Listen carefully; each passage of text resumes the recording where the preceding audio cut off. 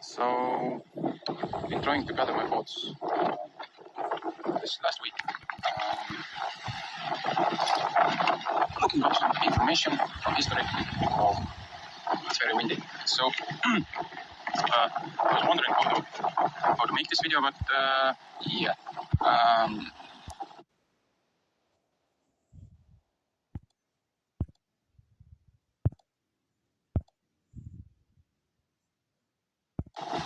Just don't know how to prepare for it. Anywho, idea of Ephraim awakening. Anybody who's willing to listen, who's willing to search it out and try to understand what the heck is going on. Anyway, so just the idea that there was two kingdoms during Israelites being in a promised land. There was a Judah, there was a northern kingdom. One repented, the other not, and then there was judgment. Deuteronomy says it's like, if you don't repent, you get the 7 times, and if that's not enough, you get it tenfold. So this 900 plus years brings us about around 2000. Some scholars, to some students who search it. Anyway, because we don't know the true calendar and we try to make sense of what we have, I actually believe it started a little bit earlier. Why? Because history keeps repeating itself, and Exodus event, it's very similar to the things that started happening around 1980s. So in the book of Hosea, chapter 4, verse 6, it says, "My people are destroyed for the lack of knowledge, because thou hast rejected the knowledge, I will also reject thee, that thou shalt not be priest to me, seeing thou hast forgotten the love of thy God. I will also forget thy children." And the next verse is, "As they were increased, so they sins against me. Therefore will I change their glory into shame." Now, there's been a whole lot of mess during the World Wars, during the First World War, Second World War. 1939, there was a secret pact between Germans, Nazi Germany, Hitler's administration, and Stalin administration in the Soviet era. And there was a secret clause that said that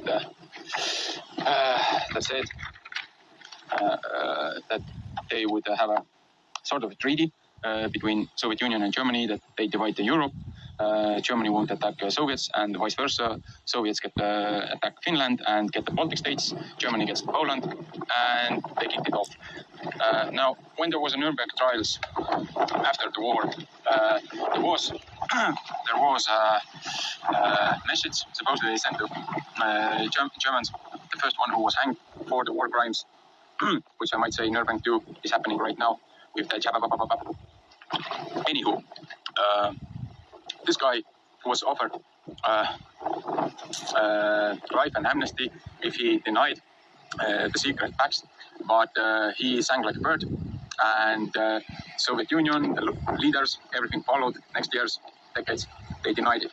So Estonia, Latvia, Lithuania, they were occupied. There was a illegitimate government who hoisted the Soviet flags and said they want to willingly get into Soviet Union. This was a coup. Anywho, time went on, and after 50 years, almost 50 years of the memorial of 23rd August, there was something significant that lit the fire to the entire world. Estonians, Latvians, Lithuanians, Baltic states got together and decided to take their freedom. They had plans. There was a delegation elected that was sent to so-called representatives of the nations to the Moscow, to the Kremlin, where the Soviet Union power was held, similarly like the United States of America right now. So all those states, they're basically independent countries who are under similar federal rule, one dictatorship. Now, the thing is, everything was set in motion in 1988, a little bit earlier, because in the beginning of the 80s in Poland, people started rising up, getting together, getting solidarity. They reshaped the European political structure, and Estonians were following it closely, and even Pope got behind the Polish people, and like a quarter of the nation got together in solidarity to protest against the Soviet Union. English Times and English newspapers and American newspapers were conveying it to the rest of the world. They knew what was going on. The funny thing about it is, it's not very funny, but it's just what they say. The funny thing, during the time that our representatives, Estonian Baltic state representatives, went to Kremlin, went to Boris Jeltsin with a plan to get the financial freedom and all that. Oh, there's someone. Anywho, to get the financial freedom and everything else, sovereignty, and people to recognize the Molotov-Ribbentrop Pact and its secret clause to occupy and to make it null and void. It took time. It took a few years' time of people thinking and putting their heads together. Nation rose up peacefully. That's the key point. We didn't do anything illegal. We didn't do anything criminal. People were singing. There was national singing festivals. During the Soviet time, we weren't allowed to get education in our own language. We weren't allowed to sing national songs and all that. So yeah, it was fun. Not really. Anywho, information came out and work started. Now, what this has to do with Ephraim Awakening? All these key events, like getting this Molotov-Ribbentrop Pact acknowledged and getting sovereignty for Estonian from the Soviet Unions. All these key events happened on biblical times, like in the Book of Esther, the Purim, or in the Maccabees, and other elements. When the council was made, it was after the Pentecost, where council was elected to look into this illegal pact, this occupation, and also they were very witty, well versed in history and in knowledge people in our selected representative groups who knew what the Soviets done, what Yeltsin's done, and all that, and Gorbachev. And they knew, and they pressed upon Gorbachev to say that if he won't allow this committee to look into this, then everybody will know who gave the order in Georgia to dismantle people with shovels and kill them. So, yeah, the rights were given to look into this matter. They were denying the documents, but as it is, Mr. Lippmann looked into all the possible resources, including Americans, United States official libraries, and he found with a seal of the American country document copy from the Nuremberg trials, 1939 pact of Molotov-Ribbentrop, where Estonia, Latvia, Lithuania were given to Soviets for not attacking Germany and vice versa. And these documents were at least 2 decades in the hands of Americans, and they were silenced, just like they're silencing the pokey-pokes right now.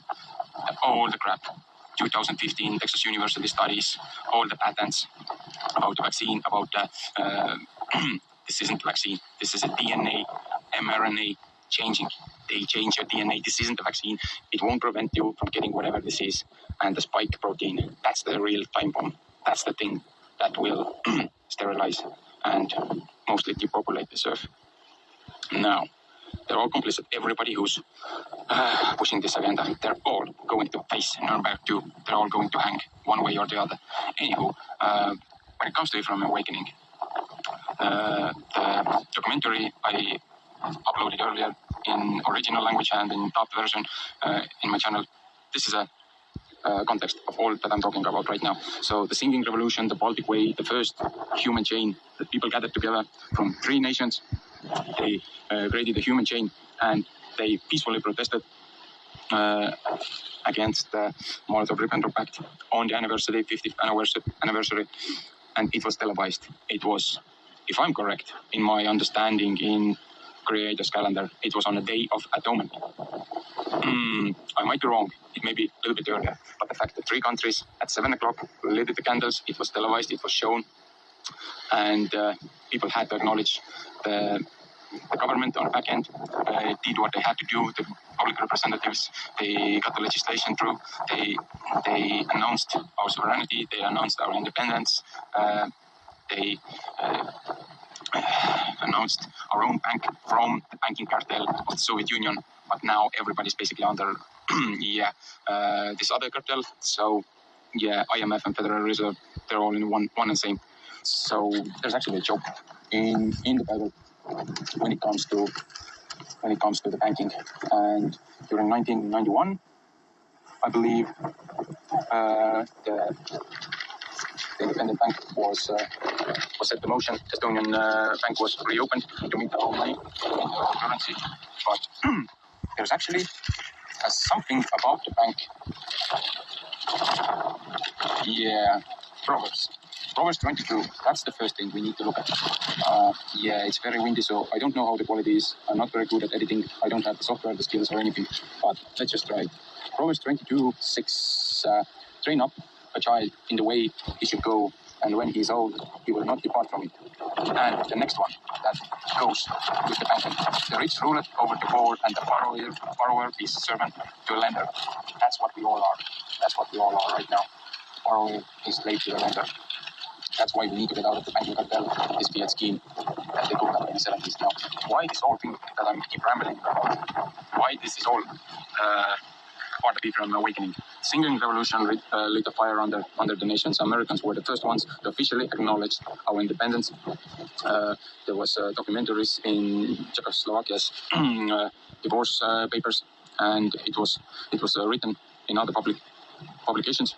Our independence, our Declaration of Independence, at least 12 countries adopted it almost unchangeably. Russia was one of them who accepted or adopted the Independence Manifesto. And 2 kingdoms, basically, arrived from it. That split the Soviet Union, Russians and Soviet Union. And when the Estonian, Latvia, Lithuania, and the rest who followed, and Russia was separated from Soviet Union, it collapsed. Now, it didn't go without a fight. There was an army sent to Estonia. People were scared, but people rose up. They protected the telecommunication tower, which is basically what globalists are doing right now. They are taking away our free speech, which is our God-given right. You can't silence, you can't muzzle that spirit that is pouring out. Now, when it comes to Exodus, people got out of Egypt. 40 years they were in the wilderness. It was their experience. At the back end of the 6 years, they really started training up the next generation to fight the Nephilim, to fight the Gibberim. No, not Nephilim, Raphaim, Gibberim, the giants of the land. Now, Joshua and Caleb's type of stuff. This is what's happening right now. Because if you look at the collapse of Soviet Union, you take from 91 to 2021, you get like 30 years. But the wilderness experience, 40 years. Guess what is on the next plan? Agenda 2031. That's precisely at the end of 40 years of wilderness experience. They want the whole world to be one global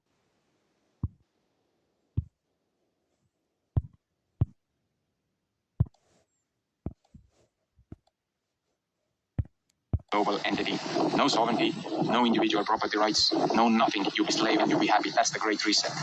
We're at the precipice, and everybody needs to speak out. Everybody needs to take the documentaries. Everybody needs to download them. Everybody needs to put them out on a decentralized platforms to show it to the world. Whatever is happening in Middle East or in Australia or in Europe or in America or in Cuba or wherever. The same lies that Soviet Union told about Baltic revolt, same lies have been propagated throughout the mainstream media. Now, Nuremberg 2, nothing else I can say about it. So, this documentary that I put up earlier, which has more concentrated and fact-based and video documentaries, all that I'm saying. Now, this documentary was presented to the world around 2006, 2007, 2008. It got some awards. During that time, most of the world started to wake up. And people think that, this is Ephraim awakening. But I believe we could be actually in it for 30 years already. But if you take the Polish account, maybe, just maybe, we could push this a little bit more. So why they're afraid of 2024 and 2022 mid-elections, but mostly why they're afraid of 2024. Because I believe that this is the end of the 40 year. This is the time when this stiff-necked nation, our forefathers who can't go to the promised land because they all took the pokey poke 6 years, documents from the medical journals and this vaccine creators say at least what the studies show, 6 years or sterilized. So yeah, not fun. Not fun at all. I don't know how else to put the message together. It's just a rambling. I was full-hearted atheist most of my life. Like 7 or 8 years ago. Before that, I started looking into things. I started listening, I started noticing things. But 7 or 8 years ago, I was at the brink of I'd say self-destruction. My choices of life, my ways of thinking, and I started realizing all the things that I went through, all those experiences. I didn't understand sufferings, bad things that were in my life were teaching me a lesson. 2-3 years later, I started to connect the dots, and it was about 7 years ago that I asked for the most High's help. I said, I've gotten everything I wanted. I wanted to be strong. I got a whole lot of things to deal with. I wanted this or that. I got it. But just 1 year. Give me 1 year break so I can gather myself and go forth. It was just a prayer in my mind after I ate my supper at the hotel. And just right after I broke up with my girlfriend, and I was living in a hotel, and I wanted to come back home to my birth home that we in the end of the country. And 3 hours later, I got a phone call. People I used to radio installation of the house asked me to come and talk and have a project. And this project, from a half-year project, turned out to be like 4 years, and there was so much other things from it. But during that time, there was never a moment. I didn't study Bible, I didn't study history. It was never a time I was far from it. All the free time that I had from that prayer forward, I dedicated to educating myself. And this is the next step that I'm taking. So whatever comes next, I know at least it will benefit somebody. But again, take the Babylonian captivity, take the Egypt captivity, take all the times from this, things were repeating. It's the same cycle, it's the same pattern, and we're walking at it again and again. And people who don't know their history don't have a future. As simple as this. So, praise Most High. May His Son be merciful to us when Christ returns. Don't forget the feast. Don't forget the content of the Bible. It's all linear. It's all history. It's not a fable. It's not a fairy tale. This is proven by archaeological finds. This is proven by Dead Sea Scrolls. This is proven by finds from the Red Sea, the chariots. They actually found at the end of the World War II site where the Noah ship was resting on Mount Ararat in Turkey. They built an outpost there. Nobody's allowed there. And during few times in a year, the ice cap melts a bit off so that you can see the corner of the Noah's Ark. And this is all been buried, as well as the giants that lived in the land some 400 years ago. And I've been to France, I've been to Lower Valley, I've seen the castles, I've seen the buildings. I have studied a bit this architecture. I graduated as a general builder from a vocational school. So I wanted to be an architect. I wanted to work on a construction site and then to go to university, but my financial state didn't allow it. But instead, I walked a much brighter path, and I'd be nowhere if I were a high-paid architect at the moment. I'd be at the end of my ropes, dumb as the rest of the world.